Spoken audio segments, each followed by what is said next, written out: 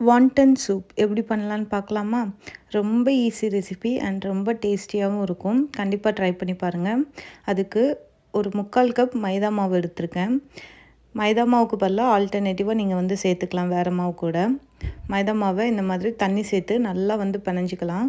கொஞ்சம் உப்பு போட்டு நல்லா வந்து பிணைஞ்சி எடுத்து இந்த மாதிரி நல்லா ஸ்ட்ரெச்சபிளாக வந்து பிணைஞ்சிக்கலாம்.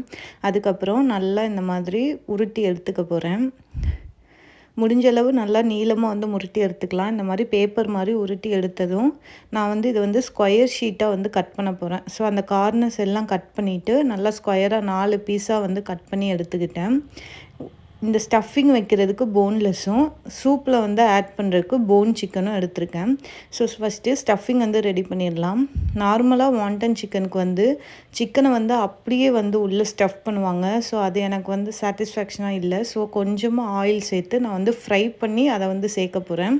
ஸோ அதுக்கு கொஞ்சமாக மஞ்சள் பொடி, வத்தல் பொடி, கரம் மசாலா சேர்த்து நல்லா வதக்கி எடுத்தோம் அப்படின்னா இந்த மாதிரி வந்து கிடைக்கும். ஸோ இதை வந்து நான் வந்து ஃபில்லிங்காக வந்து வச்சுக்க போகிறேன். நீங்கள் குக் பண்ணாமலே சிக்கன் ஆட் பண்ணணுன்னாலும் பண்ணிக்கலாம். ஸோ ஒரு ஷீட் எடுத்து உள்ளே கொஞ்சம் வந்து ஃபில்லிங் வச்சுட்டு ஒரு கார்னர் டு இன்னொரு கார்னர் அந்த சமோசா ஷேப்க்கு வந்து கொண்டு வந்துட்டு 2 எட்ஜஸையும் இந்த மாதிரி பின்னாடி வந்து எடுத்து வச்சோம் அப்படின்னா நமக்கு இந்த மாதிரி வாண்டன்ஸ் வந்து ரெடி ஆயிரும். இதே போல் 4யுமே வந்து நான் ஃபில்லிங் வச்சு ரெடி பண்ணிக்கிறேன். ரொம்ப ஈஸியாக ரெடி ஆயிரும். இது சிம்பிள் மெத்தட் தான். இப்போது சூப் வந்து எப்படி செய்யலான்னு சொல்லி பார்த்துடலாம். அதுக்கு ஒரு பேனில் வந்து கொஞ்சமாக ஆயில் சேர்த்து வெங்காயம் சேர்த்துக்கிறேன். கூடவே வெஜிடபிள்ஸ் வந்து நம்ம விருப்பப்படி வந்து சேர்த்துக்கலாம். நான் இன்றைக்கி பீன்ஸ், கேரட் அண்ட் கொஞ்சமாக வந்து காலிஃப்ளவர் வந்து சேர்த்துக்கிறேன். சேர்த்துட்டு சிக்கனும் சேர்த்து இதில் மெயின் இன்க்ரீடியண்ட்டே சோயா சாஸ் தான்.